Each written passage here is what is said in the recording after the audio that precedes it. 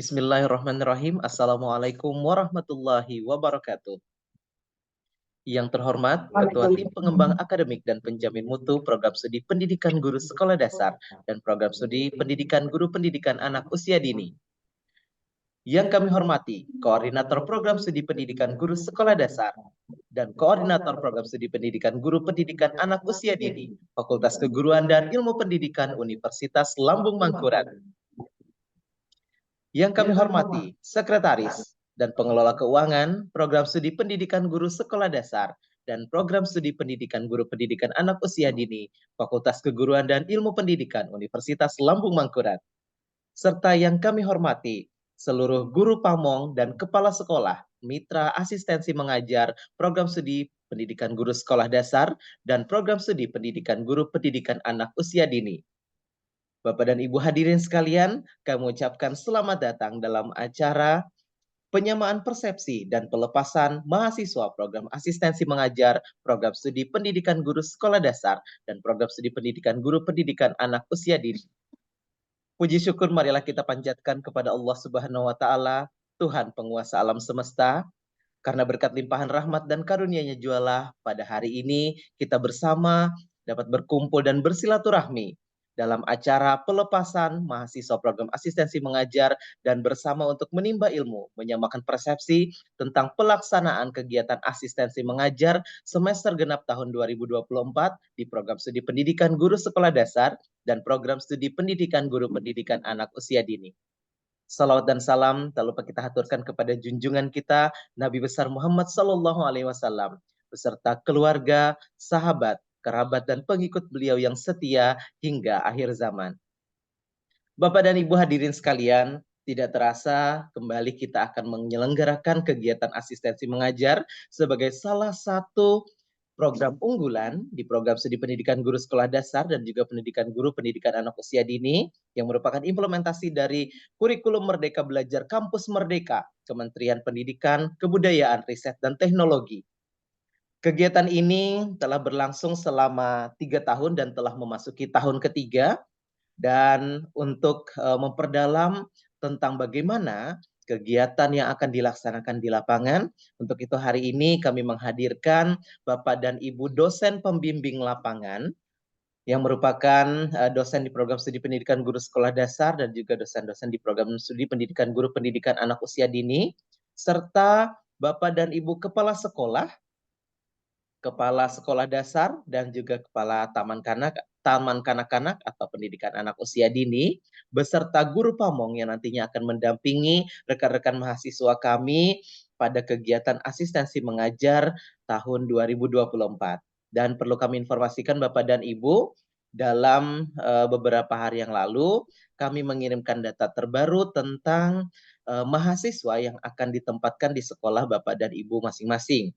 Hal ini dikarenakan program studi pendidikan guru sekolah dasar dan juga program studi pendidikan guru pendidikan anak usia dini telah menerima data mahasiswa yang lolos pada kegiatan kampus mengajar yang merupakan program Kementerian Pendidikan, Kebudayaan, Riset, dan Teknologi, sehingga hal tersebut sedikit merubah formasi dari mahasiswa-mahasiswa kami yang sudah ditempatkan sebelumnya pada sekolah dasar dan juga taman kanak-kanak di tempat Bapak dan Ibu masing-masing.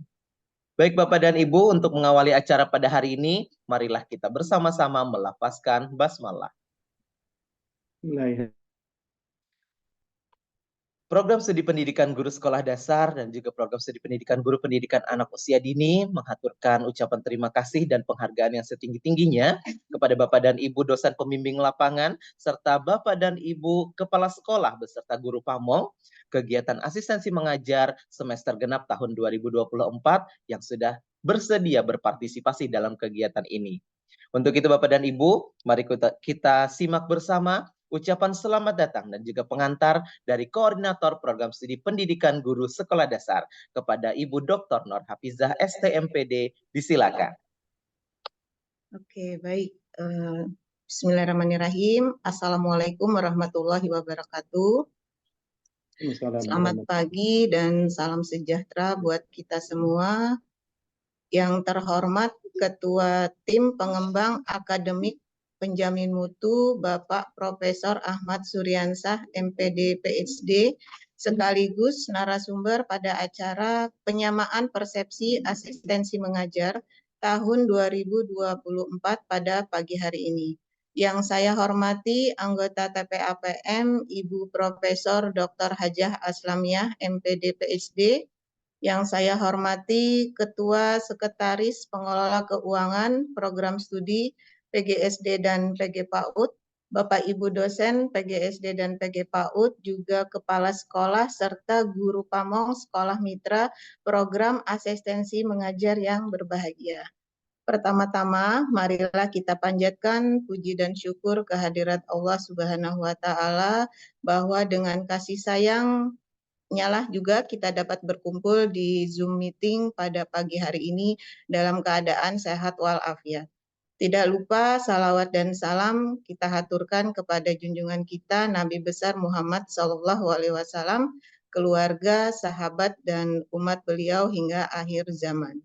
Kegiatan ini adalah kegiatan kedua kalinya setelah hari Rabu kemarin diadakan oleh fakultas, oleh program MBKM tingkat fakultas. Pada hari ini kita laksanakan kembali untuk tingkat program studi, khususnya program studi PGSD dan PG PAUD, dalam rangka menyamakan persepsi atau pemahaman di tingkat program studi agar lebih memperdalam lagi perihal apa saja yang akan kita lakukan, yang akan dilakukan oleh mahasiswa di SD dan juga di TK, yang mana sama-sama kita ketahui bahwa program asistensi mengajar ini merupakan aktivitas pembelajaran yang dilakukan oleh mahasiswa secara kolaboratif dengan guru pamong di sekolah.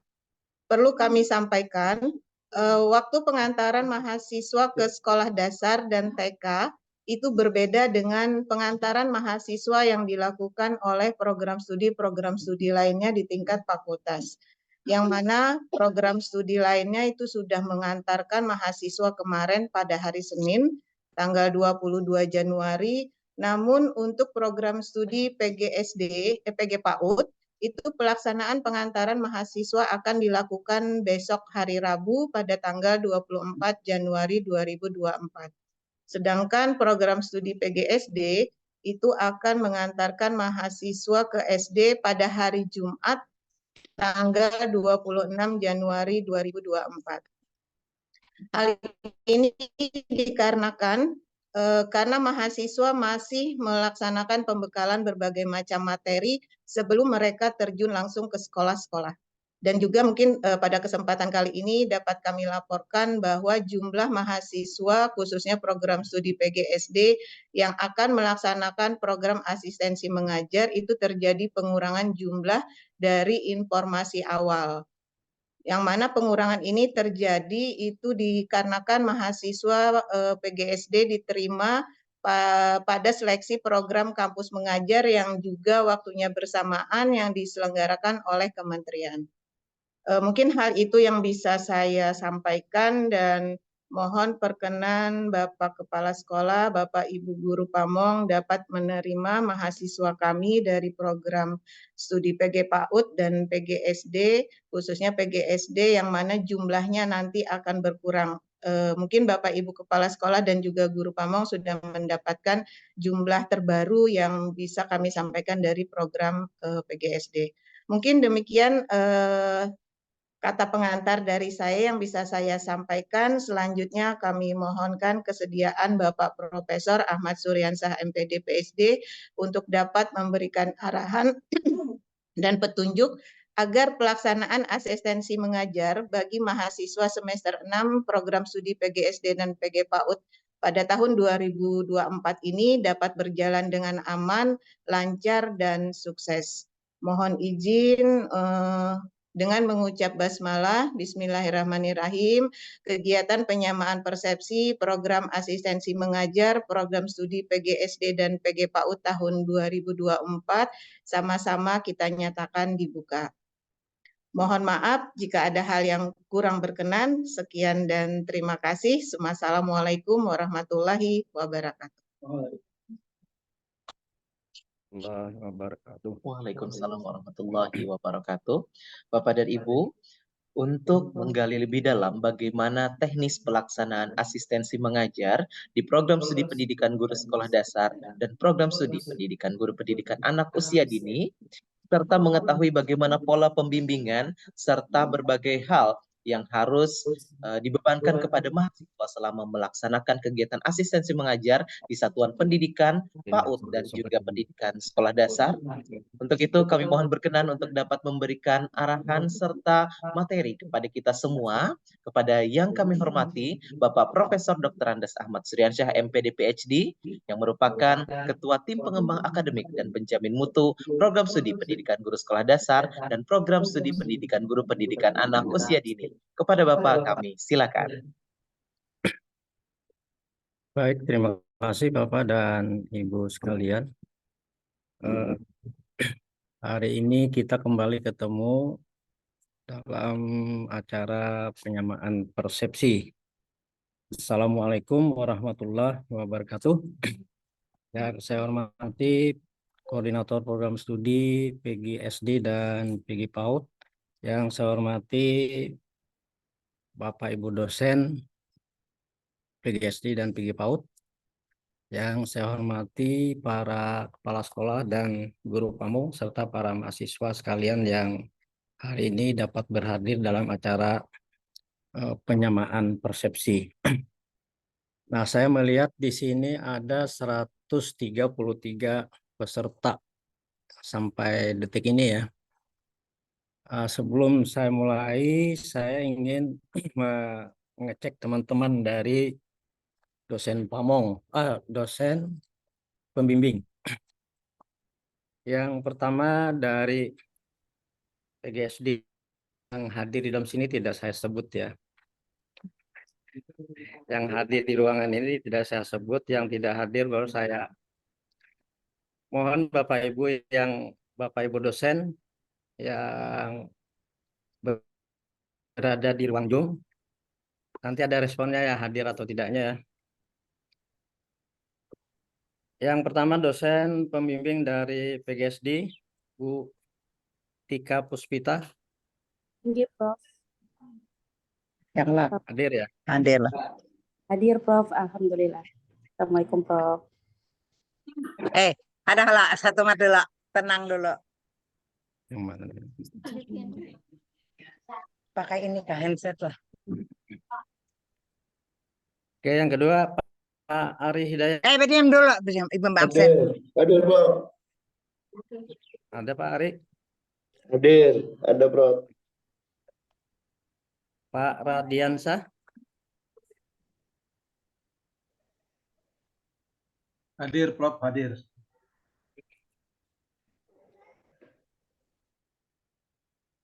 Pak Amran. Hadir, Pak. Hadir. Bu Herti di Mekah ya. Bu Rizky Amalia. Bu Rizky ada ya? Kiki. Bu Dokter Rizky. Mana Pak Dokter ini? Oh, ini lagi tidur nih. Pak Jain.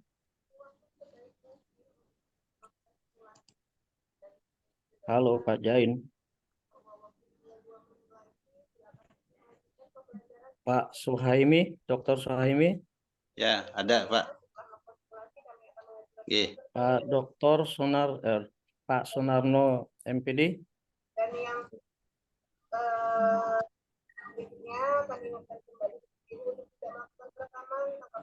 Berdiam dulu.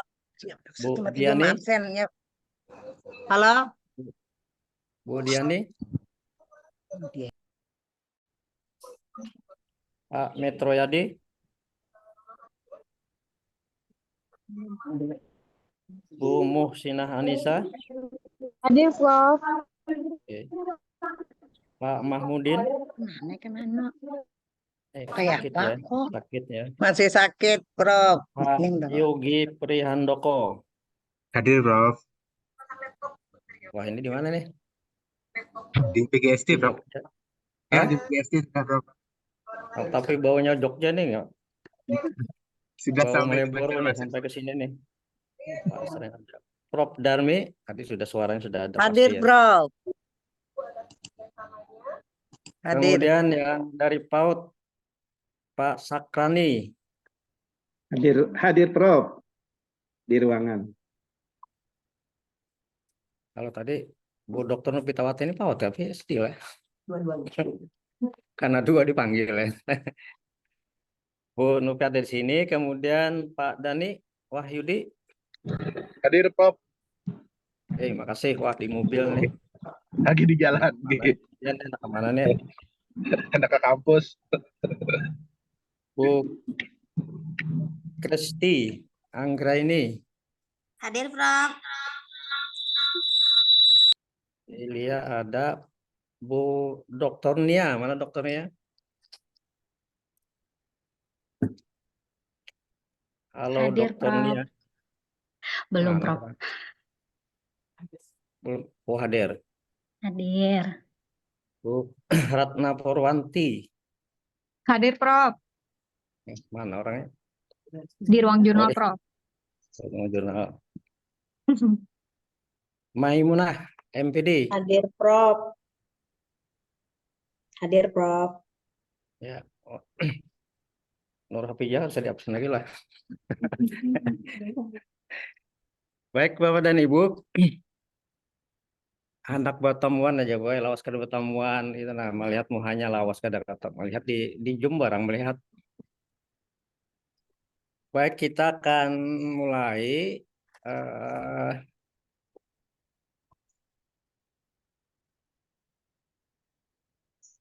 hari ini ada beberapa bahan yang mungkin yang terulang pada saat kita pertemuan antar pembimbing dosen.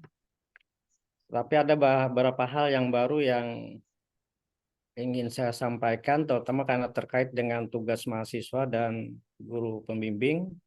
Dan ini harus menjadi perhatian bagi kita dosen pembimbing dalam rangka mencapai tujuan apa yang ingin kita capai dari kegiatan asistensi mengajar. Nah, seperti kita sepakati bahwa asistensi mengajar yang kali ini merupakan hal yang sangat urgen bagi program studi. Pertama urgennya karena dia adalah kebijakan Pak Menteri. Yang kedua urgen karena dia memberikan kesempatan, program ini memberikan kesempatan kepada peserta asistensi mengajar, khususnya para mahasiswa untuk melakukan praktek keterampilan pengetahuan yang diperoleh selama kuliah. Yang ketiga urgennya adalah karena penghargaan dari kegiatan ini itu setara dengan mata kuliah yang lain selama satu semester, yaitu sebanyak 20 SKS. Nah, kita tahu bahwa setiap mata kuliah itu kan memiliki kompetensi yang ingin dicapai, bahkan memiliki CPL, capaian lulusan, dan CPMK, capaian mata kuliah, capaian pembelajaran mata kuliah, yang tentunya satu dan lain mata kuliah itu memiliki perbedaan.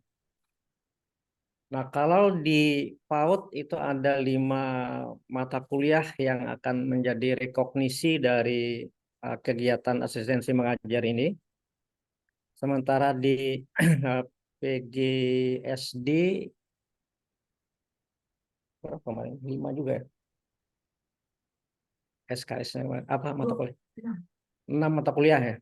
Nah, PGSD 6 mata kuliah, di PG PAUD ada 5 mata kuliah. Nah, tentunya 5 mata kuliah dan 6 mata kuliah itu kan punya CPMK masing-masing, capaian pembelajaran mata kuliah masing-masing. Dan itu tentu berbeda. Nah, sekarang perbedaan-perbedaan dari CPMK itu menyatu dalam kegiatan proses asistensi mengajar. Nah, untuk mencapai itu memang tidak tidak bisa tidak ada keharmonisan, kesamaan persepsi antara dosen pamong, kemudian dosen pembimbing, kemudian guru pamong, serta mahasiswa yang akan melaksanakan tugas-tugas itu. Oleh sebab itu, yang program di tahun ini itu memiliki perbedaan spesifik dengan apa yang telah pernah kita lakukan selama 2 tahun. Jadi kalau kata Korprodi tadi pada tahun ini kita adalah tahun yang ketiga, maka tahun yang ketiga ini memiliki penyempurnaan dibandingkan tahun pertama dan tahun kedua. Nah, oleh sebab itu Bapak dan Ibu sekalian, ini yang perlu kita samakan persepsi sehingga kesamaan itu akan saling mendukung dalam upaya membimbing. Kalau berkaitan dengan praktek-praktek di lapangan, selama dia di lapangan, Bapak Ibu pembimbing dan dosen pamong ini punya peranan yang sangat penting, sehingga apa yang ingin kita capai itu bisa kita capai. Nah, Bapak dan Ibu, kalau secara umum ruang lingkupnya sama, ruang lingkup kegiatan di tahun ini dan tahun yang lalu pada dasarnya sama. Yang kita lihat di segitiga bundaran 3 yang masing-masing beririsan itu, yaitu yang berkaitan dengan profesionalisme, berkaitan dengan akademik, berkaitan dengan integritas dan karakter. Di dalamnya ada kegiatan ekstrakurikuler, ada kegiatan kurikuler, ada kegiatan kerjasama, dan intinya itu berada pada bagaimana manajemen pembelajaran, manajemen sekolah, dan manajemen kesiswaan, dan lain sebagainya. Nah, aspek-aspek inilah sebenarnya yang menjadi perhatian kita agar mahasiswa yang sedang sekarang di lapangan itu betul-betul mencapai CPMK yang diharapkan. Oleh sebab itu para mahasiswa yang hari ini berada di lapangan itu jangan membayangkan pekerjaannya, tugas-tugasnya sama dengan tahun yang lalu. Anda akan lebih kami tingkatkan karena tuntutan penyamaan tuntutan rekognisi mata kuliah ini memerlukan sinkronisasi dengan CPMK, capaian pembelajaran mata kuliah yang sesuai.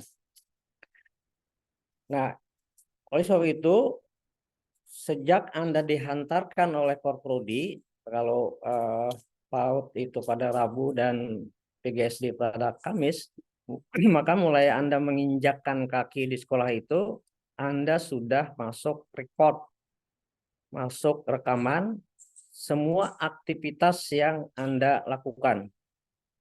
Nanti kami juga akan menjelaskan instrumen apa yang akan kita pakai untuk menilai tersebut. Dan para Bapak dan Ibu guru pamong itu akan selalu memantau Anda selama berada di sekolah dan memasukkan hasil pantauan beliau ke dalam format yang kami siapkan, dan format itu nanti akan kami ambil pada saatnya sesuai dengan target yang kita inginkan. Nanti bagian akhir akan saya sampaikan juga kapan kami akan mengambil format-format itu untuk dimasukkan ke dalam sistem, sehingga nanti nilainya akan secara otomatis akan keluar setelah proses kegiatan selesai. Nah, Bapak dan Ibu, kemarin kami sudah menjelaskan, kalau Bapak Ibu dosen mungkin kemarin sudah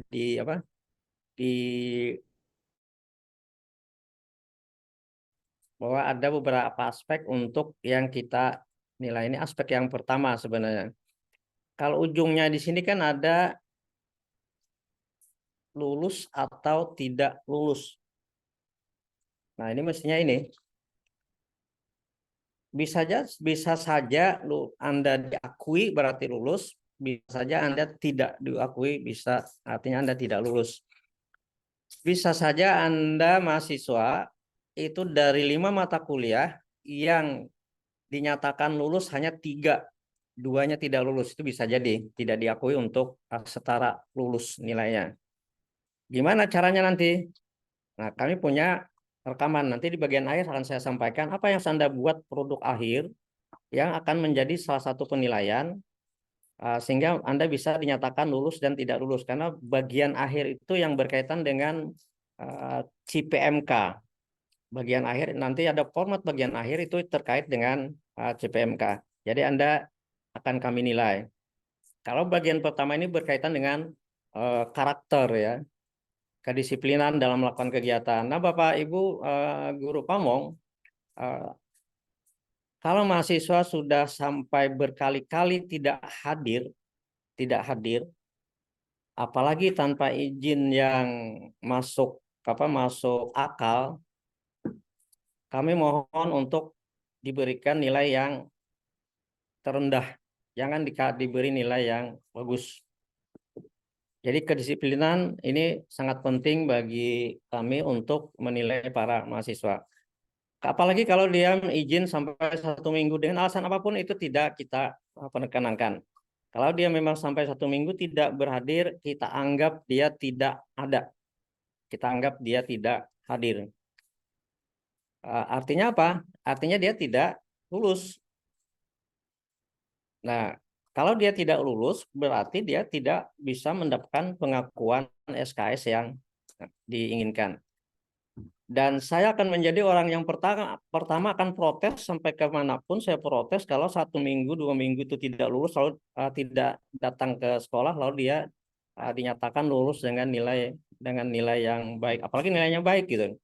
Saya akan menjadi orang yang pertama yang akan melakukan protes sampai dimanapun gitu. Kan saya tetap protes gitu. Ini berkaitan dengan kedisiplinan. Yang kedua berkaitan dengan sikap dan tata krama pada saat berada di sekolah. Para mahasiswa, ini saya tunjukkan para mahasiswa. Para mahasiswa tolong jaga sikap Anda selama berada di sekolah. Anda adalah orang yang sedang belajar. Setinggi apapun jabatan Anda, orang tua Anda tetap adalah para mahasiswa yang sedang belajar. Jadi jaga sikap karakter Anda selama berada di sekolah. Yang ketiga, para mahasiswa coba tunjukkan kreativitas Anda dan inisiatif Anda. Anda harus punya inisiatif untuk mencari tugas, bukan menunggu tugas. Mencari tugas apa yang dilakukan di sekolah, bukan menunggu perintah dari kepala sekolah atau guru pamung. Yang ketiga, yang keempat, bagaimana kerjasama Anda dengan sekolah, dengan guru-guru lain dan dengan teman-teman. Ini juga menjadi hal yang akan menjadi bagian dari penilaian dalam bagian pertama, yaitu tentang karakter. Oke, sekarang kita lihat apa yang kami nilai dari sikap perilaku yang Anda ada di sekolah. Siapa yang menilai? Ini adalah guru pamong di sekolah. Yang pertama, kedisiplinan. Selama 1 minggu itu Anda, karena format yang kami buat ini, itu nanti akan diserahkan, diisi dengan centang oleh guru pamong. Itu 5, 4, 3, 2, 1.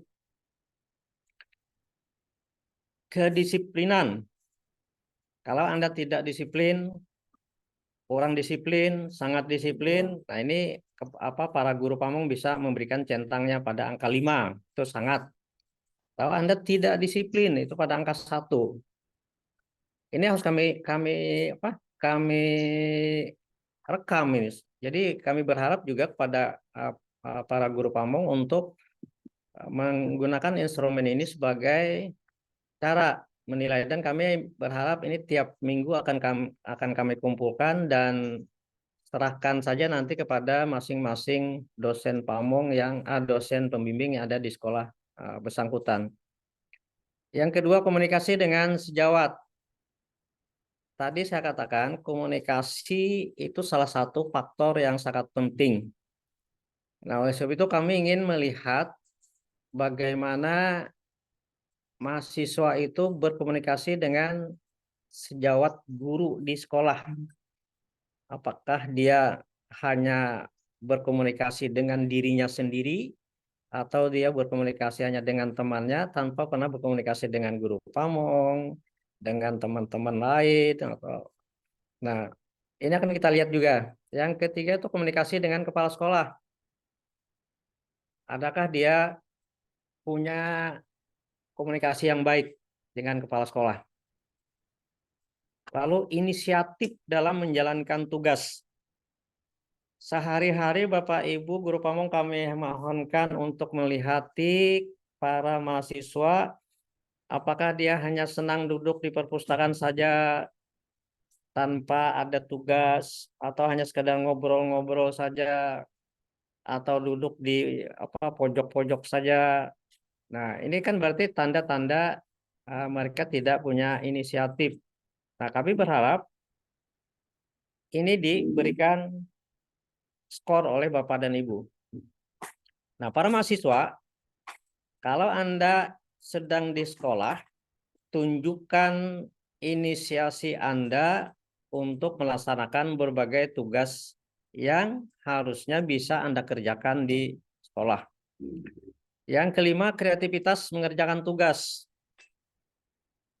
Apakah mengerjakan tugas hanya sekedar sesuai perintah atau ada kreasi-kreasi tertentu yang bisa dilakukan sehingga melaksanakan tugas itu lebih baik. Pengertian melaksanakan tugas yang saya maksudkan di sini tidak hanya sekedar melaksanakan proses pembelajaran. Jadi tugas apapun, kalau kepala sekolah atau guru meminta melakukan sesuatu, maka mahasiswa wajib menjalankan itu dan dalam menjalankan apakah ada upaya kreativitas dia untuk mengerjakan tugas tersebut sehingga tugas itu dilaksanakan lebih baik dari apa yang diharapkan. Yang keenam itu tentang kerjasama dengan teman dan guru. Apakah terjadi jalinan kerjasama dalam melaksanakan tugas-tugas yang diberikan atau dalam menjalankan kegiatan-kegiatan tertentu, misalnya kegiatan ekstrakurikuler dan lain-lain, itu apakah terjadi kerjasama antar mereka dan mereka dengan guru. Tolong Bapak Ibu guru pamong juga ini diberikan perhatian karena banyak sekali mahasiswa itu kerjanya bisa tapi sendirian. Nah itu berarti tidak menggambarkan ada kegiatan kerjasama karena kita meyakini bahwa tidak ada sesuatu yang dapat dilakukan dengan baik tanpa kerjasama dengan orang-orang lain yang ada di sekitarnya. Yang ketujuh itu tata krama, kesopanan, dan keramahan. Nah, ini sangat sering bermasalah. Mahasiswa-mahasiswa ini bahkan di kampus pun banyak yang tata krama, kesopanan, keramahan itu tidak dipedulikan.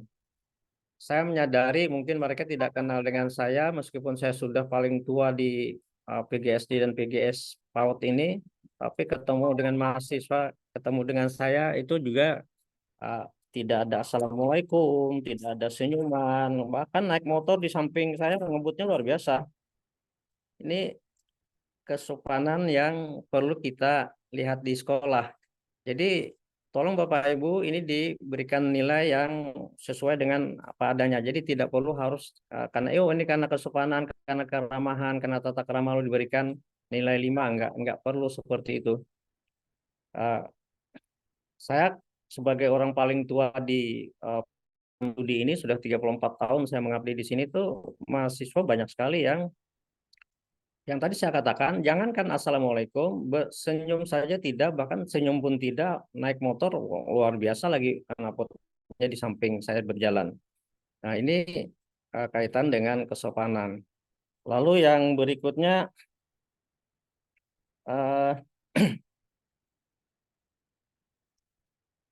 tentang inovasi yang dilakukan oleh para mahasiswa. Sejauh mana mereka melakukan sesuatu yang inovatif dalam melaksanakan tugas-tugas yang diberikan oleh sekolah. Banyak sekali sebenarnya yang bisa dilakukan oleh para mahasiswa dalam melaksanakan tugas itu secara inovatif, apalagi berkaitan dengan media pembelajaran dan lain-lain.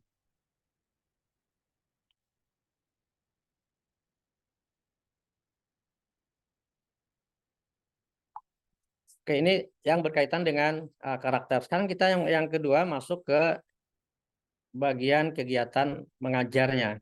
Kalau tadi berkaitan dengan kegiatan non mengajar, yang ketiga ini berkaitan dengan mengajar.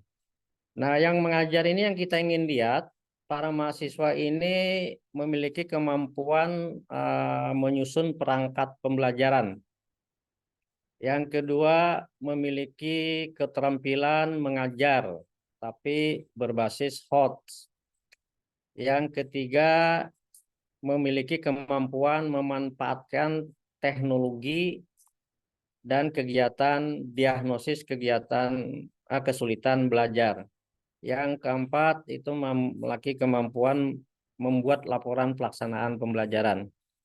Nah, ini pun ujungnya juga bisa berarti lulus dan tidak lulus. Nah, perangkat pembelajaran saya kira Bapak Ibu sudah hafal semua di sekolah sebagai guru pamong. Demikian juga berkaitan dengan HOTS skill. Nah, para mahasiswa yang ingin saya tekankan, perangkat pembelajaran itu memang banyak di dunia maya ya. Tapi sekali Anda ketemu ketahuan itu adalah copy paste dari perangkat pembelajaran orang lain, maka Anda sudah kami catat sebagai orang yang tidak memiliki kejujuran. Profesi guru itu dimulai dari profesi kejujuran dalam bekerja. Nah, ini akan jadi rekaman khusus bagi kami bahwa Anda adalah termasuk orang yang tidak jujur. Oleh sebab itu, copy paste itu adalah bagian yang sangat kami larang. Ya, copy paste sangat kami larang. Kecuali kopi coklat. Nah, itu bisa saja. Kopi susu boleh juga, kopi coklat boleh juga. Tapi kalau kopi pasta ini sangat kami larang. Skill mengajar, HOT, ini kami jadikan penekanan sekarang. Semua mahasiswa kami di S1 yang sedang menyelesaikan studi akhirnya, ini semua menggunakan HOTS, mulai dari perangkat pembelajarannya sampai kepada pelaksanaan pembelajaran dan evaluasi pembelajaran berbasis HOTS. Ini kami tekankan semua. Jadi mahasiswa yang sekarang ini sedang di sekolah berpraktek asistensi mengajar, ini juga kami tuntut. Nanti pada bagian akhir akan saya sampaikan yang akan langsung dinilai oleh para dosen pembimbing. Jadi produk akhir itu yang akan kami nilai langsung sehingga kami punya gambaran masing-masing bisa enggak melakukan sesuai dengan HOT itu, termasuk evaluasi pembelajaran. Nah, saya melihat banyak sekali para mahasiswa kalau sudah disuruh bikin rumusan yang berkaitan dengan HOTS itu tidak paham mana HOTS mana yang tidak HOTS gitu ya. Jadi ini kami harapkan Bapak Ibu guru pamong juga memberikan perhatian yang khusus gitu. Nah, sekarang apa yang kami nilai dari ini? Keterampilan mengajarnya apa yang kami nilai? Yang kami nilai pertama adalah perangkat pembelajaran FPP atau modul belajar.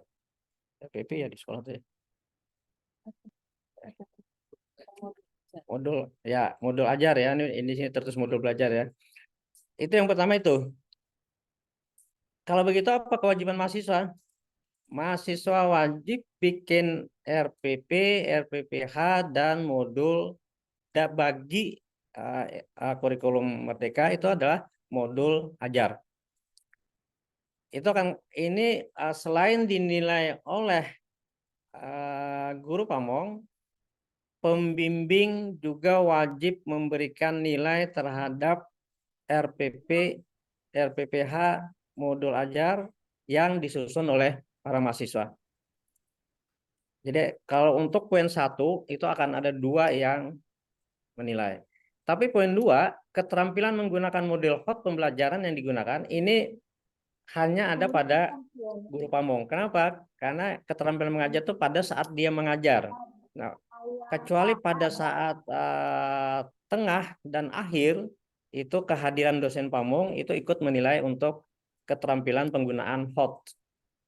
Jadi para mahasiswa jangan hanya hot itu ada pada saat dosen datang, tapi pada saat dosen tidak ada tetap menggunakan karena dinilai langsung oleh guru pamong. Yang ketiga, penggunaan bahasa yang jelas dalam proses dalam komunikasi pembelajaran. Ini juga dinilai oleh para guru pamong. Mungkin ada pertanyaan, bagaimana yang dimaksud dengan bahasa yang jelas dalam komunikasi pembelajaran? Ini nanti akan kami berikan deskripsi, masing-masing ini akan kami berikan deskripsi apa yang dimaksud dengan komunikasi pembelajaran. Tapi sebagai gambaran umum bahwa yang kami maksudkan dengan komunikasi pembelajaran itu adalah bagaimana si guru mendesain pesan yang akan disampaikan kepada peserta didik dengan menggunakan bahasa-bahasa yang jelas, bahasa-bahasa yang sesuai dengan bahasa peserta didik. Kelas 1 akan berbeda dengan bahasa di kelas 6. Nah, ini memerlukan penggunaan bahasa yang sesuai. Yang keempat, mohon diukur juga bagaimana kreativitas dan inovasi penggunaan media pembelajaran. Kami berharap mahasiswa tidak hanya menggunakan media lama, tetapi menciptakan media baru. Nah, baru di situ lahir ada kreativitas dan inovasi. Kalau dia tidak membuat media baru, berarti belum ada inovasi. Itu tolong dikasih 1 semua skornya. Jadi kalau tidak ada media dia bikin, berarti dia hanya 1. Kalau ada media dia bikin, tetapi hampir sama dengan media yang sudah ada, itu skornya hanya maksimal 3. Kalau dia bikin media baru, tapi perbedaannya sangat jauh dengan media yang sudah ada, maka itu baru bisa diberikan skor 5. Nah, ini kita ingin mengukur kreativitas dan inovasi. Nanti produk medianya akan dinilai oleh dosen pembimbing. Jadi pada saat pelaksanaan di kelas itu dinilai oleh guru pamong, pada saat dia selesai media itu dihadapkan kepada dosen pembimbing, maka dosen pembimbing yang memberikan penilaian terhadap media itu inovatif atau tidak inovatif. Yang kelima, pemanfaatan teknologi dalam pembelajaran. Apakah selama pembelajaran berlangsung itu si mahasiswa ini menggunakan teknologi pembelajaran atau tidak? Ya, paling tidak ada video pembelajaran. Itu sudah masuk kategori teknologi dalam pembelajaran. Nah, Bapak Ibu kami harapkan mereka menggunakan seperti itu.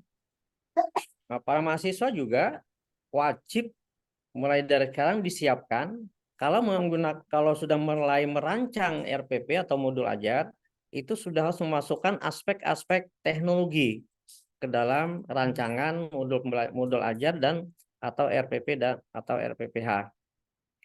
Yang ketujuh, menginspirasi peserta didik saat pembelajaran. Apakah dia memasukkan meningkatkan motivasi anak saat pembelajaran, termasuk dalam menginspirasi ini adalah model-model ice breaking, ya, model-model ice breaking atau model-model lagu-lagu daerah, lagu-lagu nasional. Ini ada nggak dia melakukan itu? Tapi Bapak Ibu yang menilai lagu nasional dan daerah yang dia pakai itu ada nggak konteksnya dengan tema pembelajaran? Jadi kalau tidak ada ya nggak bisa belajar tentang, misalnya belajar tentang sistem pernapasan pada binatang melata di kelas 5. Tiba-tiba lagunya ampar-ampar pisang. Apa kaitannya ampar-ampar pisang dengan sistem pernapasan? Nah, ini harus dicari mahasiswa. Nah, kalau sebagai mahasiswa itu wajib sudah memikirkan begitu ada tema pembelajaran yang akan dilakukan, maka sudah memikirkan ice breaking saya kalau lagunya ini gitu. Tapi jangan lagu dangdut itu ya. Yang terakhir, melakukan evaluasi yang tepat bentuk, jenis, dan waktu. Nah, saya maksudkan bentuknya esai atau objektif. Kalau jenisnya apakah itu non-tes atau tes atau uji keterampilan. Waktunya tepat nggak dia melakukan evaluasi waktu itu sesuai dengan RPPH, RPP atau modul ajar yang dia telah susun. Nah, kalau tidak tepat, Bapak Ibu bisa dilakukan penilaian. Ada penilaian tetapi tidak tepat, misalnya itu tepat bentuk, tepat jenis, tapi tidak tepat waktu, itu berarti kan hanya sekitar 3. Tapi kalau tepat bentuk, tepat jenis, dan tepat waktu, itu baru bisa dia mendapat skor 5. Nah, itu para mahasiswa, 8 macam ini Anda hayati, Anda pikirkan, Anda siapkan sebelum Anda mendapat kesempatan tugas mengajar di kelas. Oke, berikutnya produk. Nah, ini yang saya katakan tadi. Produk mahasiswa sekarang, kalau dulu dituntut produknya hanya pada RPP dan media pembelajaran. Karena ada 8 produk yang harus Anda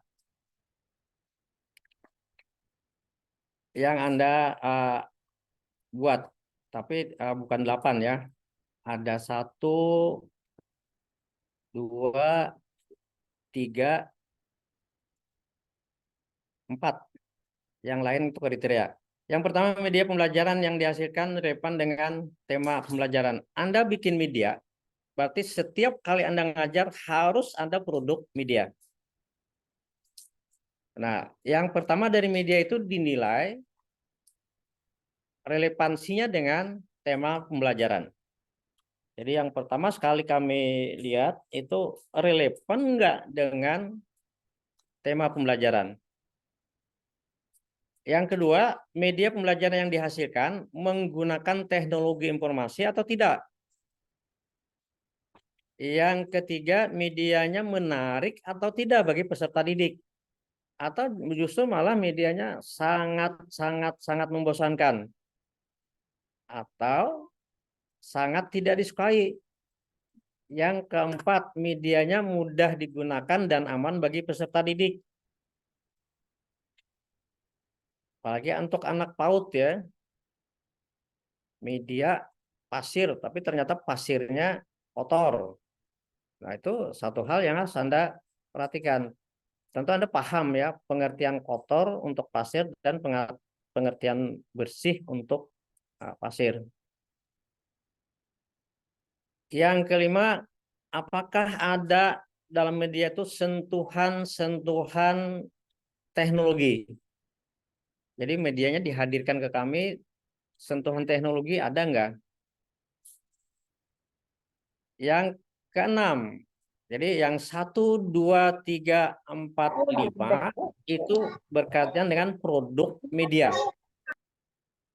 Yang keenam, ini adalah produk yang kedua selain media, yaitu bahan ajar. Ingat, mahasiswa wajib membuat bahan ajar sesuai dengan mata pelajaran pada saat Anda mengajar. Ya. Pada saat Anda mengajar. Kenapa saya tekankan pada saat Anda mengajar? Karena nanti akan beda dengan membuat bahan ajar untuk mata kuliah. Lalu yang berikutnya, bahan ajarnya menarik atau tidak? Ini kan berarti ada tambahan sentuhan kreativitas yang sangat tinggi. Lalu tentang bahasa, tata letak, mudah dibaca, dipahami, dan lain-lain. Nah, satu lagi di sini, Anda harus bikin bahan ajar itu 5 mata kuliah untuk anak PAUD, untuk mahasiswa PAUD, 6 mata kuliah untuk, bukan mata, ya 6 mata pelajaran ya, 5 mata pelajaran, 5 aspek pengembangan untuk PAUD, 5 mata pelajaran SD bagi mahasiswa PGSD. Anda harus bikin, dan itu disampaikan ke program studi. Bikin bahan ajar itu enggak seperti bikin buku, beda buku dengan bahan ajar. Jadi Anda bikin untuk matematika itu misalnya bahan ajar untuk matematika kelas 5, berarti Anda 1. Lalu bikin bahan ajar untuk IPAS kelas 4 misalnya. Sehingga sampai 5 mata pelajaran. Kemudian yang PAUD itu bikin buku tentang cara pengembangan kreativitas, emosi, dan lain-lain. Pengembangan bahasa, pengembangan nilai agama dan moral. Nah, itu masing-masing 1. Jadi bagaimana caranya? Caranya pada saat Anda mengajar di kelas, itu kan pada saat menyusun modul ajar itu kan ada bahan. Nah, bahan itu yang Anda kumpulkan jadi 1, lalu diedit supaya bahasanya jadi nyambung. Bahasanya jadi nyambung. Nah, jadilah dia buku produk Anda, dan itu Anda bawa ke kampus, ke pembimbing. Bapak Ibu pembimbing, mohon juga diperhatikan, jangan memberikan nilai, jangan memberikan apapun kalau tidak ada produk yang dibawa oleh mahasiswa. Pertama produk tentang media, pertama produk tentang RPS, RPP, dan modul ajar. Yang kedua produk tentang media, dan yang ketiga produk tentang bahan ajar. 3 ini Bapak dan Ibu mohon menjadi perhatian. Harus ada karena ini akan berkaitan dengan pengakuan rekognisi. Kenapa bahan ajar bahasa Indonesia harus ada? Karena mata kuliah yang direkognisi adalah bahasa Indonesia. Kenapa matematika, bahan ajar matematika harus ada? Karena yang direkognisi adalah mata kuliah matematika dan seterusnya. Kenapa strategi pengembangan 6 harus ada bahan ajarnya? Karena yang direkognisi adalah mata kuliah strategi pengembangan 6. Nah, itu Bapak dan Ibu yang harus kita sikapi sebagai pembimbing, dosen pembimbing, dan para mahasiswa yang akan mendapatkan skor, mendapatkan nilai, akan mendapatkan pengakuan sebagai mata kuliah. Kolang-kaling ada. Ajak pergantian kata Bapak. Minum ya dulu.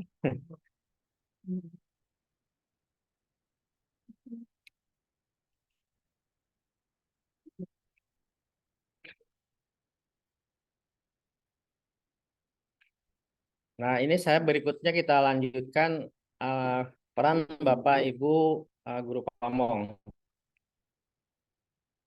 Ada banyak peran yang kami harapkan dari Bapak dan Ibu pamong sekalian, yaitu arahan, bimbingan tentang perangkat. Kemudian kami mohon kalau ada contoh-contoh yang baik, itu para mahasiswa itu diberikan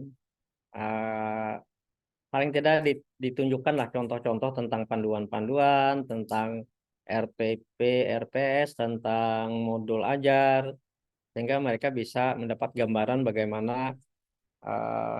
bagaimana cara membuat yang baik. Demikian juga Bapak Ibu kami mohon masukan bimbingan tentang materi bahan ajar yang akan disusun oleh para mahasiswa. Kemudian berkaitan dengan monitoring, monitoring ini kan macam-macam ya, monitoring pembelajaran, monitoring karakter mahasiswa, monitoring sistem kerjasama, monitoring komunikasi, dan hal lain sebagainya. Bapak Ibu, saya kira karena sudah tahun lalu berpengalaman, jadi ini peran pembimbing tidak ada terjadi perubahan, tetapi hanya ada beberapa penekanan seperti yang kami sampaikan di bagian awal. Nah, ini kami harapkan sekali dari Bapak dan Ibu guru Pamong untuk berperan serta kepada proses pembimbingan yang baik. Ada satu hal yang ingin kami tekankan kalau memungkinkan ya, yaitu di bagian akhir ini kan ada bersama-sama dosen pembimbing melakukan teaching klinik setelah kegiatan pembelajaran dilakukan. Ini khususnya pada saat tengah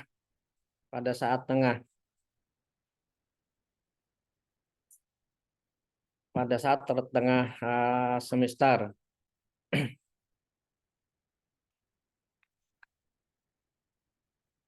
Jadi pada saat tengah semester, para dosen pembimbing ke lapangan.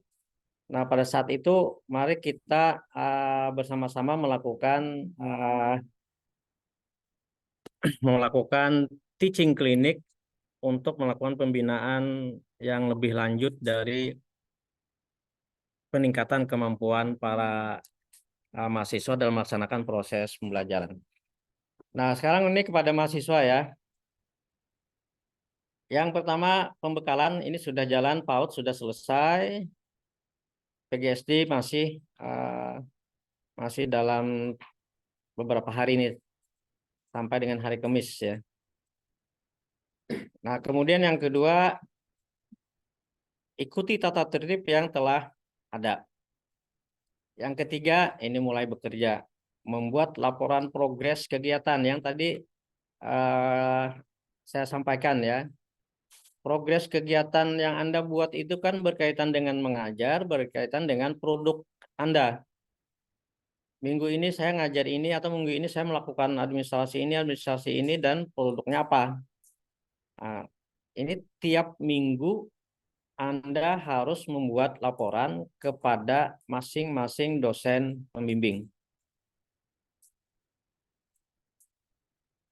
Nah, nanti mekanisme bagaimana menyampaikan laporan kepada pembimbing itu akan diatur sesuai kesepakatan dengan dosen pembimbingnya.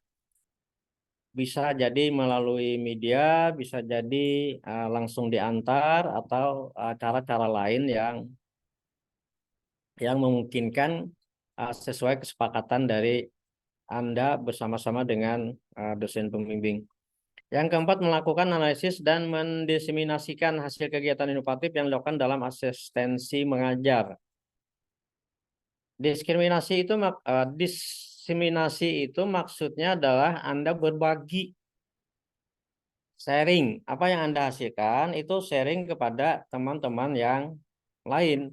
Bisa teman satu kelompok, atau teman Anda di PAUD yang lain, atau teman Anda di SD yang lain. Itu hasil inovasi itu bisa dilakukan sharing kepada teman-teman. Sehingga teman yang lain itu setelah menerima best practices oleh teman yang lain sudah inovatif itu melakukan inovasi lebih lanjut dengan menambah lagi, mengembangkan lagi apa yang telah dilakukan oleh temannya.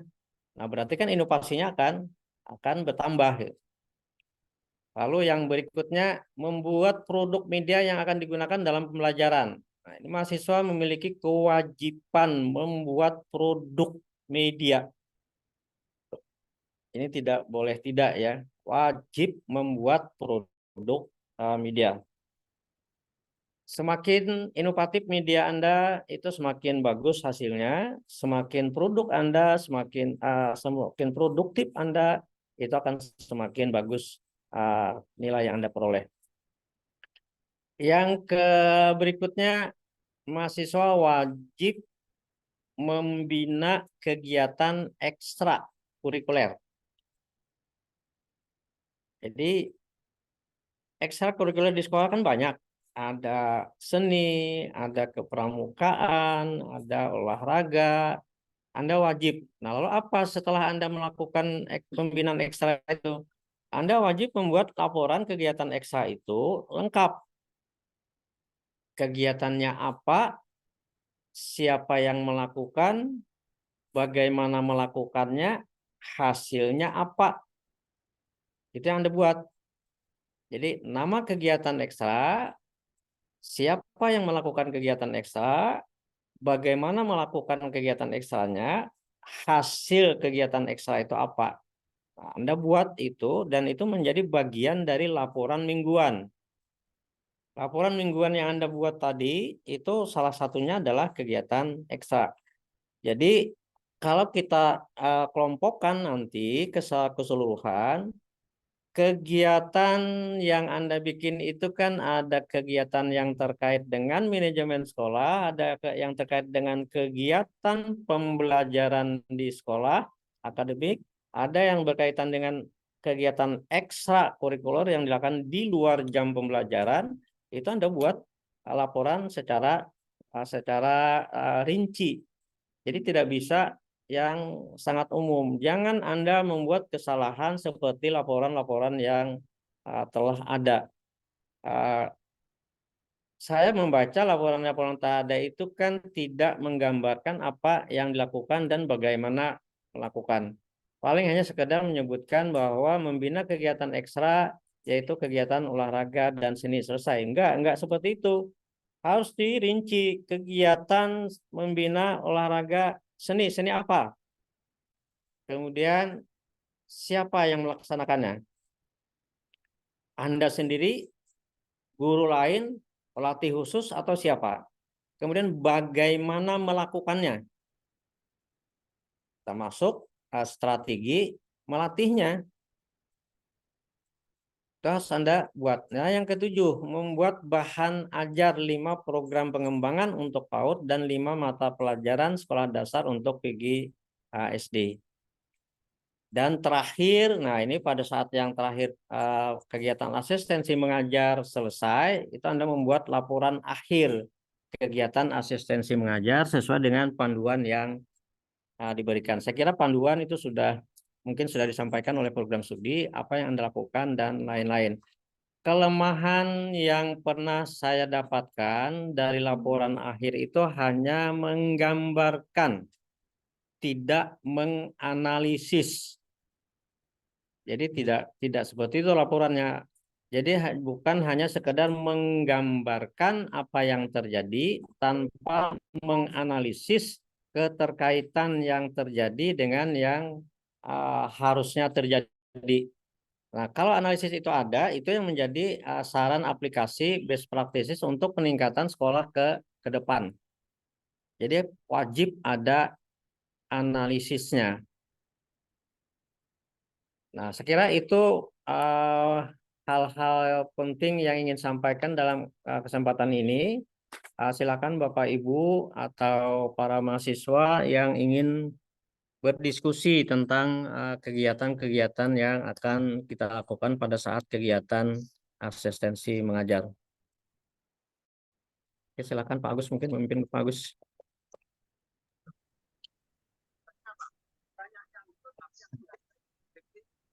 Bapak dan Ibu, hadirin sekalian, telah kita simak bersama tentang berbagai hal yang harus kita lakukan selama proses asistensi mengajar mahasiswa program studi pendidikan guru sekolah dasar dan program studi pendidikan guru pendidikan anak usia dini di Satuan Pendidikan Sekolah Dasar dan juga Pendidikan Anak Usia Dini.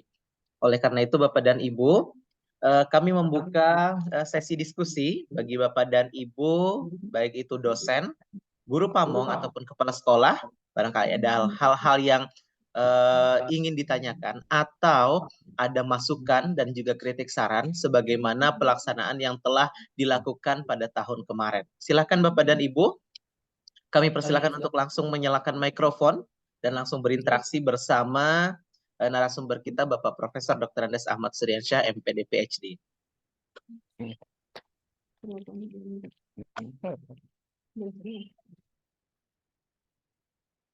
Assalamualaikum.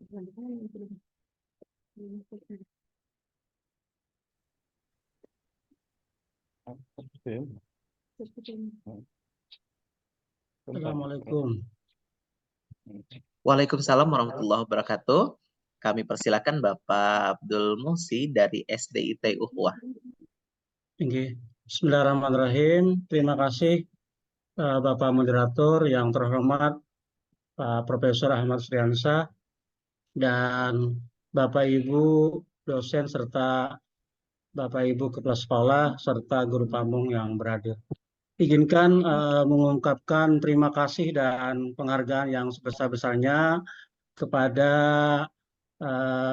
Universitas Lambung Mangkurat terkhusus PGSD yang kesekian kalinya memberikan kepercayaan kepada kami di sekolah khususnya sebagai tempat asistensi mengajar para mahasiswa.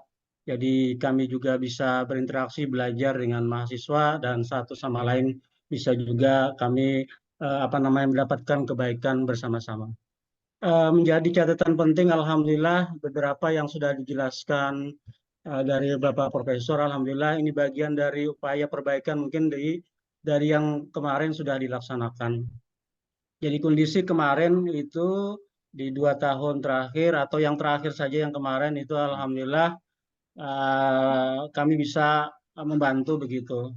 Tapi sayangnya waktu pengantaran itu dia datang sendiri sebelumnya, kemudian ketika kami di sekolah tanya apa yang kami bisa bantu, mahasiswanya belum bisa menjelaskan secara rinci karena datang mahasiswanya saja gitu kan. Nah, baru kami minta jadwalkan supaya diantar dengan dosen dosen pembimbingnya. Sehingga pas dijadwalkan datang baru kami memahami apa yang kami bisa bantu terkait kegiatan apa yang nanti di sekolah. Nah, jadi harapannya mungkin nanti juga tetap saja walaupun ini sudah dijelaskan itu kan terkait apa yang menjadi peran dari guru pamong dan juga di sekolah terutama kepala sekolah. Bagian pentingnya juga bagian pengantaran itu kan jadi jelas nanti kami bisa mengarahkan pembagiannya di mana saja. Nah, sehingga mudah-mudahan itu bagian dari komunikasi tadi yang disampaikan Bapak juga bagian penting karena ketika awal-awal kemarin itu mahasiswa ditanya tugas asistennya apa gitu kan. Nah, belum spesifik betul bisa menjelaskan. Nah, gitu kan. Karena kami ini sudah terlambat katanya pas yang kemarin itu agak terlambat masuknya. Karena pas waktu yang BK itu ada yang BK asisten BK itu lebih awal itu kan datangnya ke sekolah. Nah, jika kebetulan alhamdulillah kami juga dapat asistensi dari BK kemarin, kemudian dari PGSD, kemudian dari Uniska dan fakultas yang lain. Alhamdulillah bagian kami rasa terima kasih itu bagian dari berbagi dan juga kami tetap belajar begitu. Nah, terima kasih kepada pengelola. Mudah-mudahan nanti kesempatan yang lain juga tetap bisa dapat asistensi mengajar lagi dari mahasiswa. Terima kasih, mohon maaf luar biasa penjelasannya. Bagian dari penting kami untuk belajar untuk bagaimana terkait media, kemudian terkait hal-hal dengan model ajar. Nah, yang kami bisa sesuaikan juga di sekolah. Assalamualaikum warahmatullahi wabarakatuh. Waalaikumsalam warahmatullahi wabarakatuh. Kami ucapkan terima kasih kepada Bapak Abdul Musi dari SDIT Ukhuwah 2 Banjarmasin. Kita tampung dulu Bapak dan Ibu. Kami masih membuka kesempatan 2 penanggap lagi dari Bapak dan Ibu Kepala Sekolah, Guru Pamong, dan juga dosen pembimbing lapangan. Dipersilakan.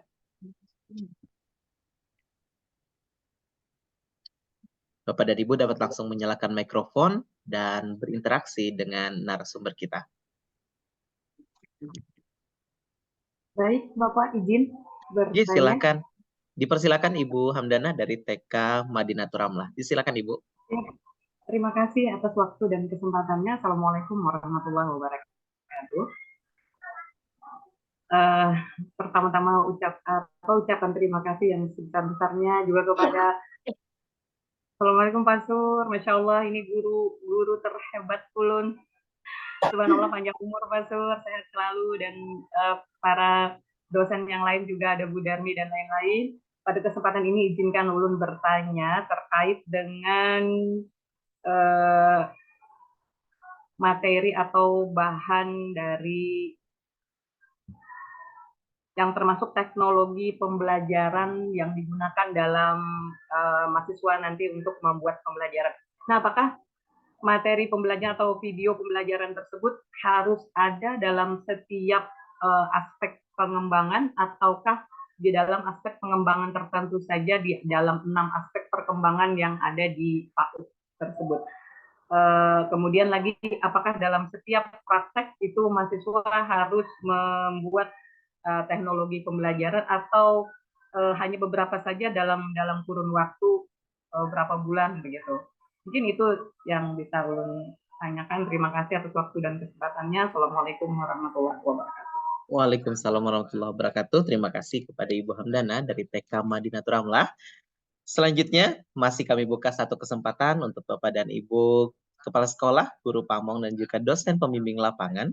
Barangkali ada hal-hal yang ingin dikemukakan.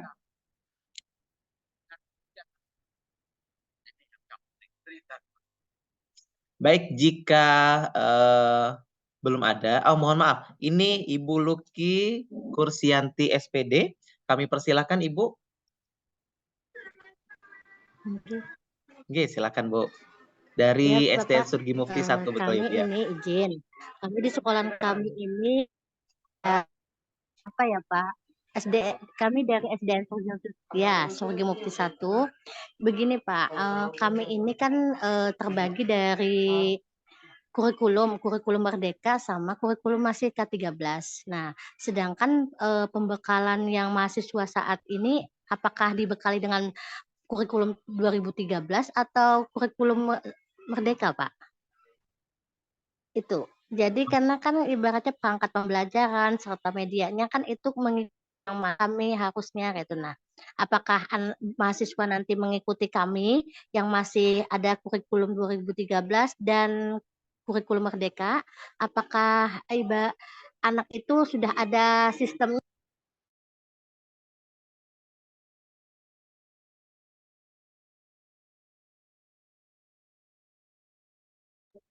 Oke, baik, nampaknya ada kendala jaringan dari Bu Luki, namun sudah kami tangkap pertanyaannya.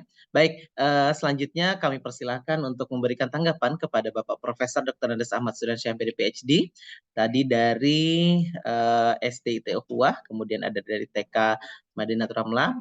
Dari STIT Ukhuwah tadi menegaskan untuk proses kegiatan asistensi mengajar ini Bapak hendaknya diantar langsung oleh dosen pembimbing lapangan agar kegiatan yang dituntut kepada mahasiswa dan juga apa yang dilakukan di sekolah itu betul-betul sinkron.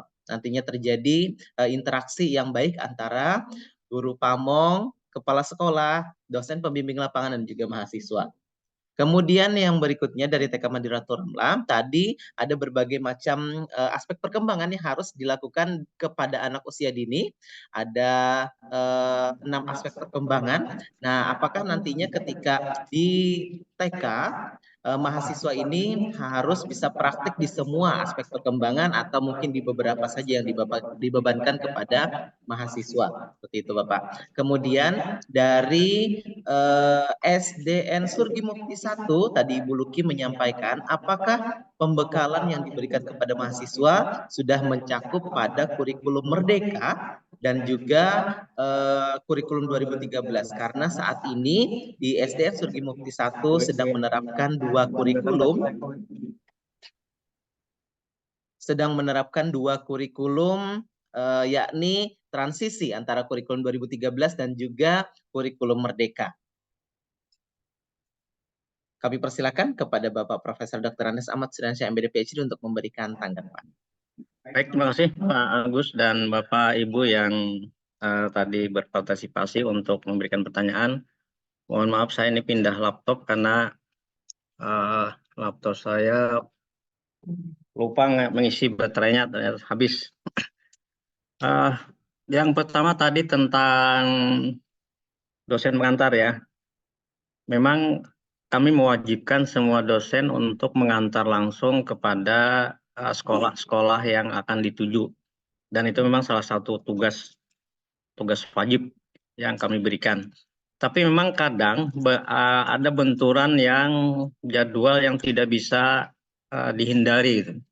Sehingga karena ada yang tidak bisa dihindari, biasanya kami mewakilkan kepada koordinator prodi atau sekretaris prodi untuk mengantar langsung para mahasiswa. Kadang ada kegiatan memang yang tidak bisa dihindarkan. Seperti misalnya saya pribadi juga kadang-kadang ada pada waktu yang bersamaan itu ada rapat di universitas yang tidak boleh diwakilkan. Sehingga saya tidak bisa meninggalkan dan saya menyerahkan kepada koordinator prodi atau sekretaris prodi. Ada juga kegiatan-kegiatan lain yang saat bersamaan harus ada rapat dengan pihak kementerian dan lain-lain. Nah, kami mohon maaf kalau sudah terjadi kondisi emergensi seperti itu. Tapi kami berupaya untuk menghadirkan semua dosen pembimbing ke sekolah Bapak dan Ibu pimpin ya. Dan kami tentu sangat berterima kasih kepada para kepala sekolah yang sudah bersedia menerima para mahasiswa kami dan sudah menunjuk para dosen guru pamongnya untuk membimbing.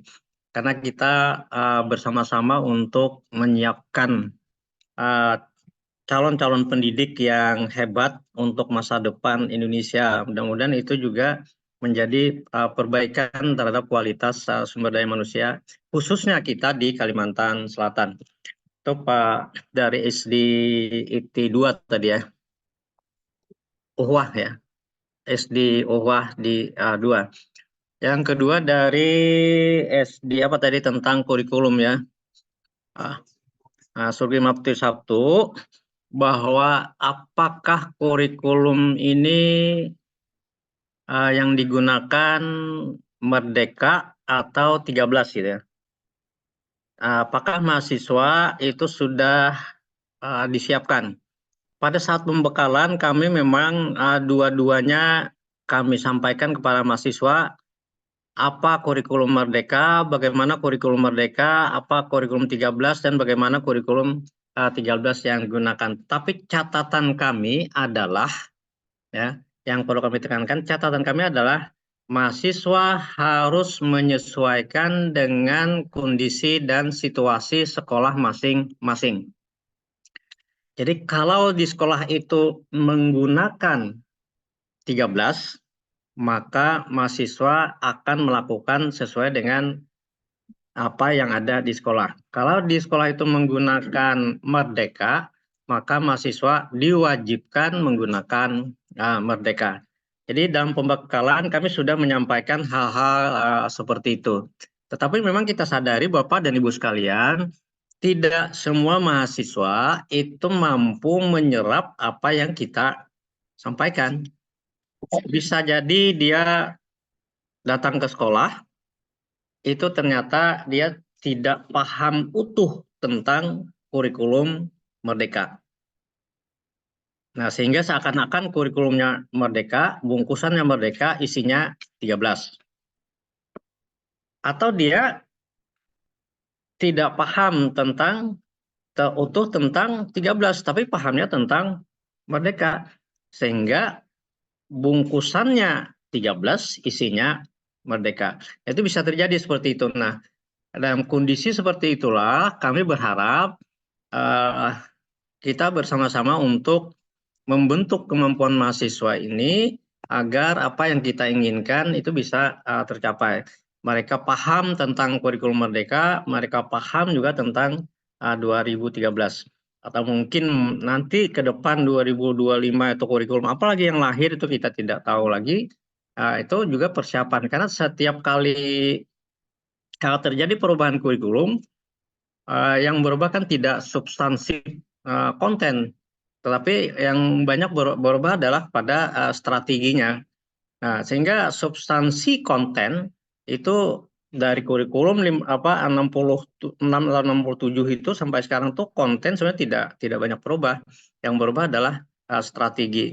Nah, kalau bekal 2013 sudah punya, bekal 2000 IKN Merdeka sudah punya, insya Allah kalau ke depan terjadi perubahan itu juga akan tidak menyulitkan bagi para mahasiswa untuk menyesuaikan diri.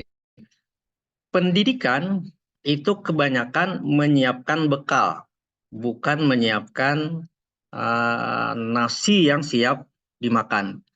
Nah, bekal itulah dia untuk memudahkan penyesuaian diri. Jadi kalau ada bekal, dia akan mau ke kiri atau mau ke kanan, itu dia akan mudah menyesuaikan dirinya. Nah, itu Bapak dan Ibu yang terkait dengan kurikulum. Yang ketiga tadi apa ya? Lupa saya pertanyaan. Mohon Apa ya maaf, tadi? izin Bapak. Yang ketiga terkait dengan video yang termasuk teknologi pembelajaran Bapak. Apakah itu mahasiswa nanti diminta untuk membuat teknologi dalam pembelajaran dalam Oh ya, betul. temuan Ya, betul. Ya. Apakah video itu selalu dalam setiap pembelajaran ya? Nah, kami memang meminta setiap dia menyusun RPP, RPPH, dan atau menyusun modul ajar, sentuhan teknologi wajib masuk. Jadi itu kami minta. Jadi kalau dia mengajar hari ini videonya A, dia mengajar minggu depan ada videonya lagi yang baru, itu wajib. Jadi harus mereka, dan ibu bapak ibu tuntut saja mereka bahwa mereka wajib membuat video pembelajaran itu. Entah video itu dia bikin dari mana atau dari mana, yang pasti harus ada. Tetapi dalam penilaian kami di akhir nanti, itu kewajiban video yang inovatif itu akan kami nilai. Jadi kami nilai nanti apa yang harus dia lakukan di video yang dia bikin itu benar nggak ada inovasinya. Nah, karena kami ingin mengharapkan mereka itu betul-betul tidak hanya mengajar dengan media-media tradisional, tapi juga harus memiliki kemampuan membuat video pada setiap pembelajaran. Nah, kenapa begitu kami tekankan? Nah, kami belajar dari pengalaman Bapak Ibu. Beberapa alumni kami itu pada saat membuat video pembelajaran yang sudah terlatih, itu memenangkan kejuaraan pembuatan video pembelajaran di berbagai universitas di luar. Bahkan alumni kita pernah jadi juara 1 di kampus yang paling hebat di Indonesia yang teknologinya tinggi dalam membuat media pembelajaran di Malang. Kita bisa menghadirkan mahasiswa kita menjadi yang terbaik. Demikian juga di beberapa daerah. Biasanya itu tradisi itu akan kami teruskan. Nah, karena ada kurikulum merdeka, karena ada asistensi mengajar dalam MBKM ini, maka kesempatan kami mereka berlatih langsung di lapangan. Kewajiban membuat itu, dan Bapak Ibu kan orang-orang yang berpengalaman.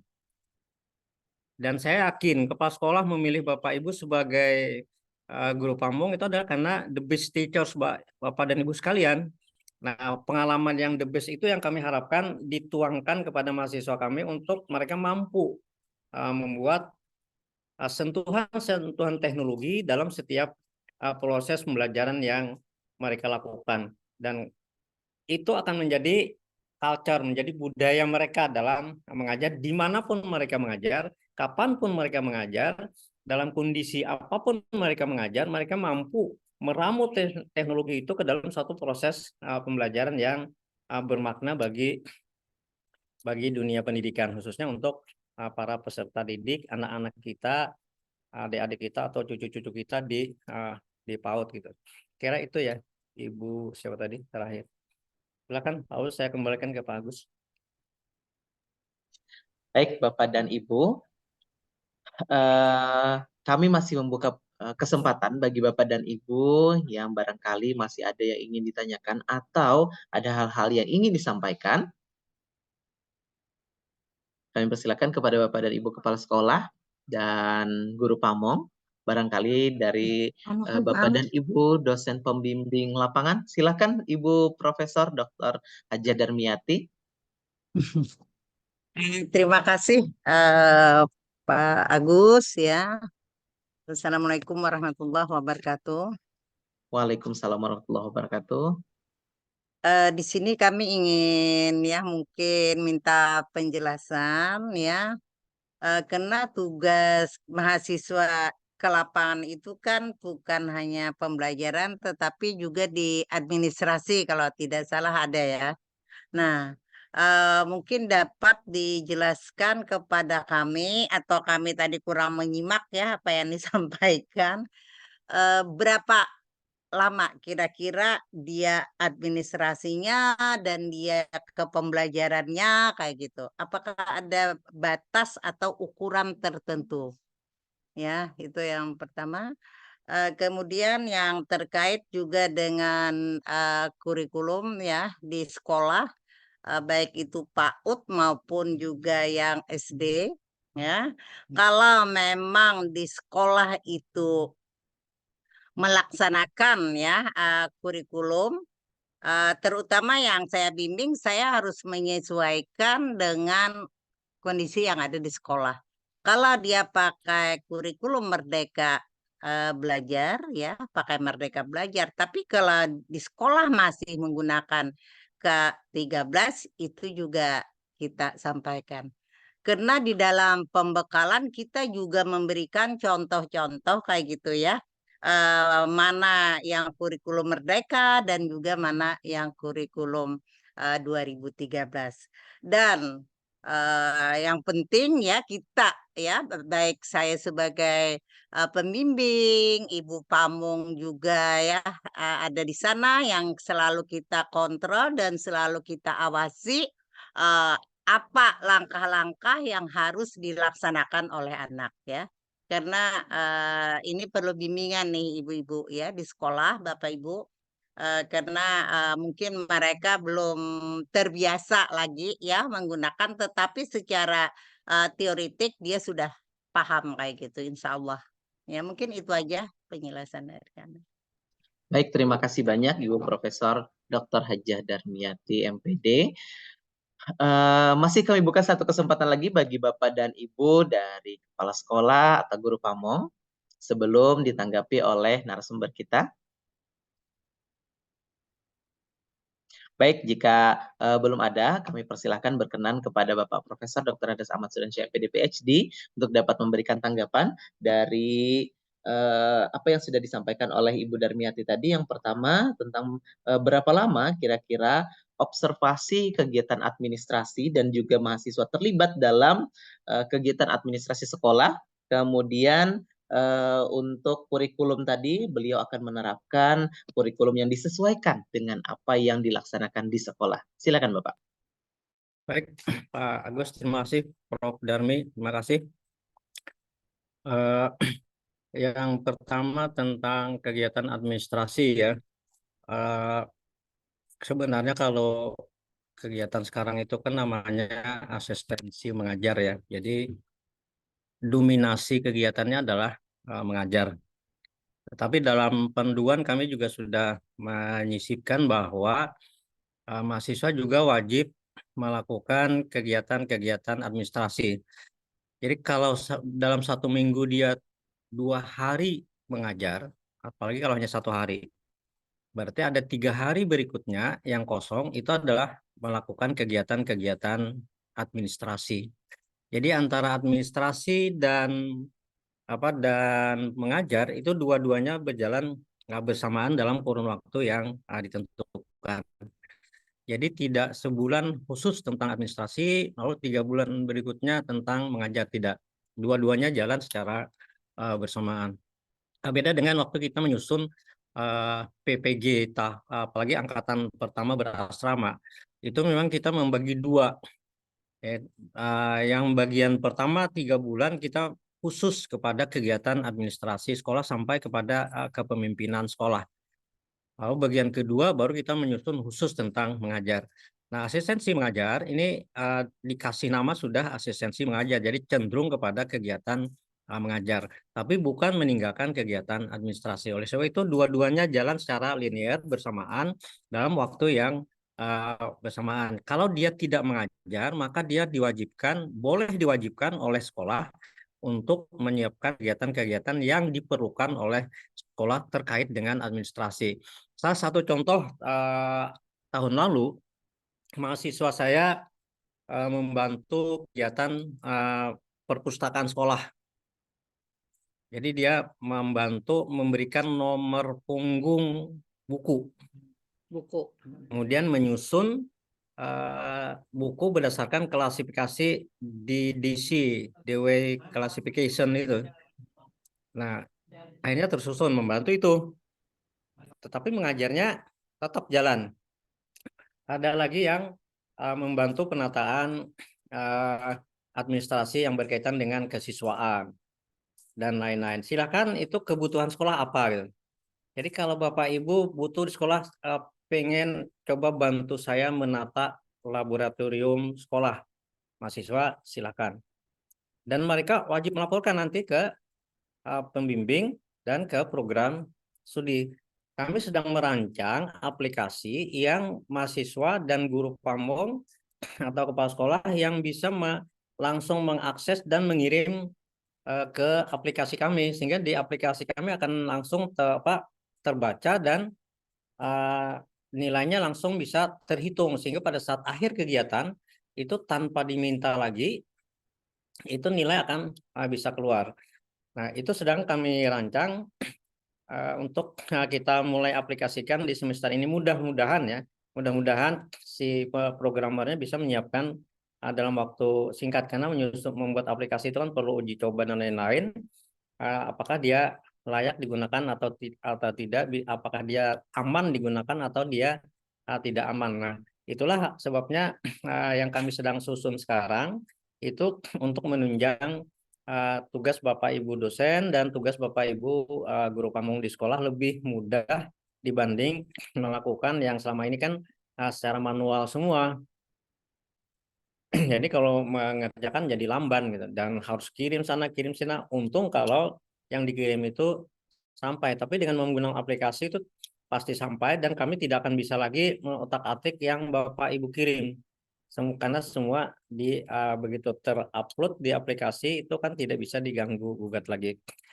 Itu pertama ya. Jadi tidak ada kegiatan mengkhusus waktu tertentu untuk kegiatan manajemen sekolah, tapi selain dia mengajar, mahasiswa bisa ditugaskan berkaitan dengan administrasi sekolah oleh sekolah atau oleh kepala sekolah. Yang kedua, tadi kurikulum sudah saya sampaikan juga bahwa kita sesuai dengan kebutuhan, kondisi, situasi di masing-masing sekolah di mana peserta didik kita, mahasiswa kita berasistensi mengajar. Jadi silakan mereka, kita memang sudah siapkan, tetapi tentu persiapan itu tidak semua mahasiswa menjadi ready ya. Tetapi ada yang mahasiswa yang siap untuk melakukan sesuai dengan kebutuhan, tapi ada yang masih memerlukan bimbingan untuk melakukan apa yang diinginkan sesuai dengan kaidah-kaidah dari kegiatan manajemen sekolah dan kegiatan pembelajaran di sekolah. Nah, mereka yang belum mampu mencapai apa yang kita inginkan itulah yang menjadi perhatian kita untuk melakukan proses bimbingan, proses pendampingan, atau proses pelatihan kepada mereka supaya mereka bisa berimbang dengan teman-temannya, apalagi bisa mengikuti kemajuan yang dimiliki kepala guru pamong. Nah, kami berharap memang kualitas mereka nanti tidak berbeda jauh dengan para guru pamongnya. Nah, kalau itu bisa kita ciptakan, maka inilah yang disebut dengan asistensi mengajar yang sesuai dengan harapan. Kira itu Bu Prof. Danmi. Ya, Pak Agus silakan. Terima kasih. Baik Bapak dan Ibu, Kami ucapkan terima kasih atas partisipasi Bapak dan Ibu pada kegiatan hari ini. Selanjutnya kita akan memohon berkenan kepada Bapak Profesor Dr. Andes Ahmad Suryansyah MPD PhD untuk memberikan pernyataan melepas sebanyak 87 dan juga 87 mahasiswa program studi pendidikan guru sekolah dasar dan juga sebanyak 103 orang mahasiswa program studi pendidikan guru pendidikan anak usia dini untuk melakukan kegiatan asistensi mengajar di Satuan Pendidikan Sekolah Dasar dan juga Pendidikan Anak Usia Dini pada semester genap tahun akademik 2023-2024. Kepada Bapak kami. Berapa orang? Ini dosa. Baik, terima kasih Bapak dan Ibu sekalian.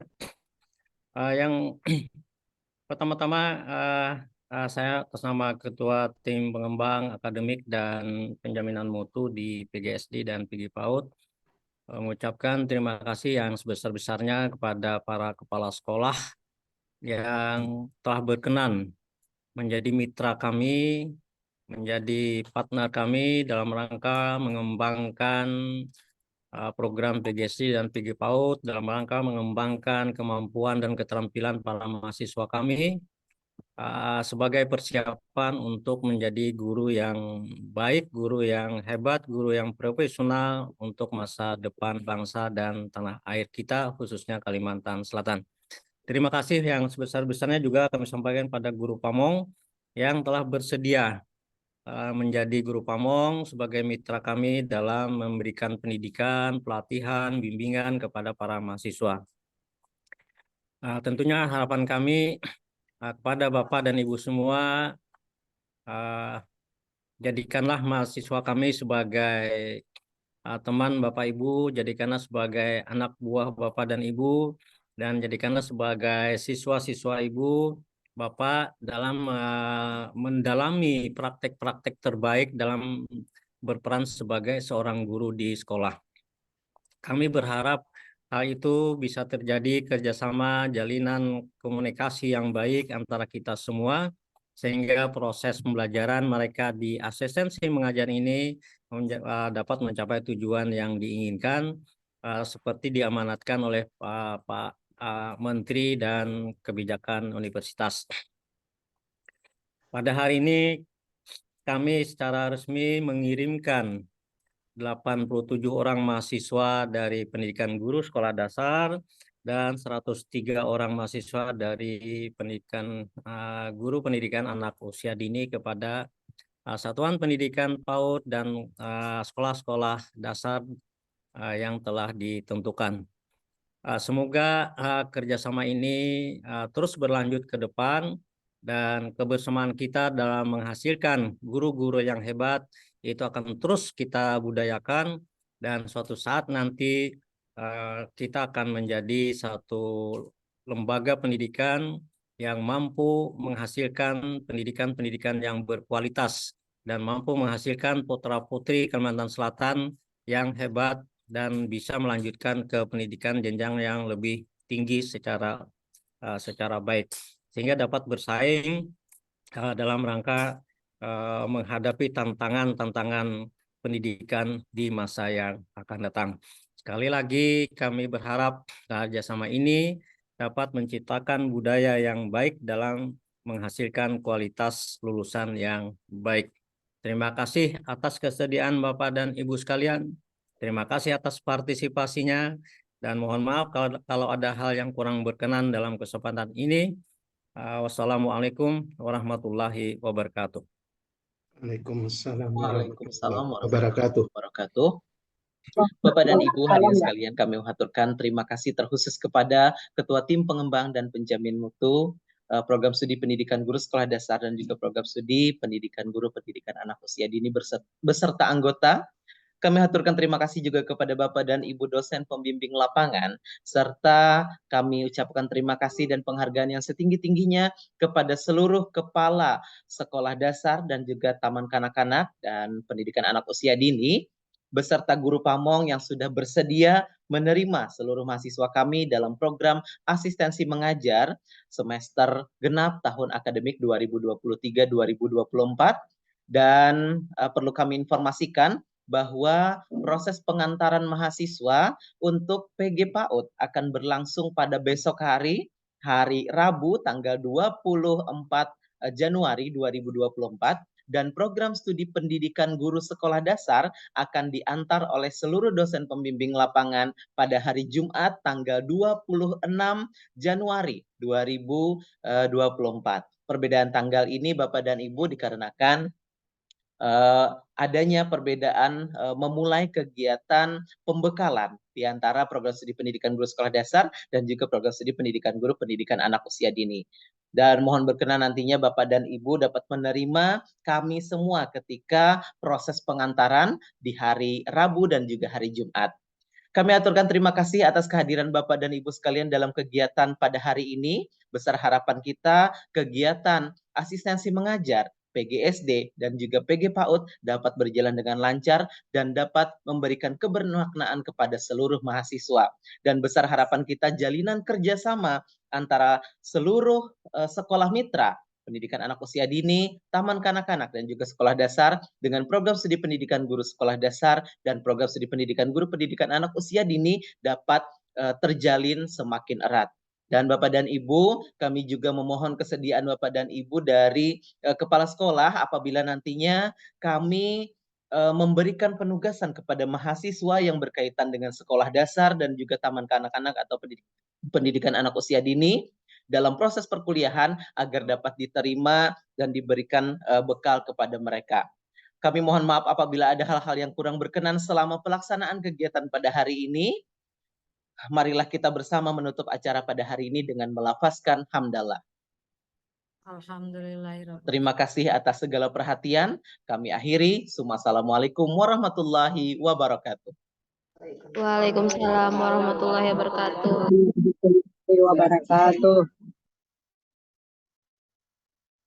Bapak dan Ibu, kami persilahkan untuk dapat melanjutkan aktivitas. Barangkali setelah ini Bapak Ibu Kepala Sekolah dan juga Guru Pamong ada aktivitas lain di sekolah masing-masing.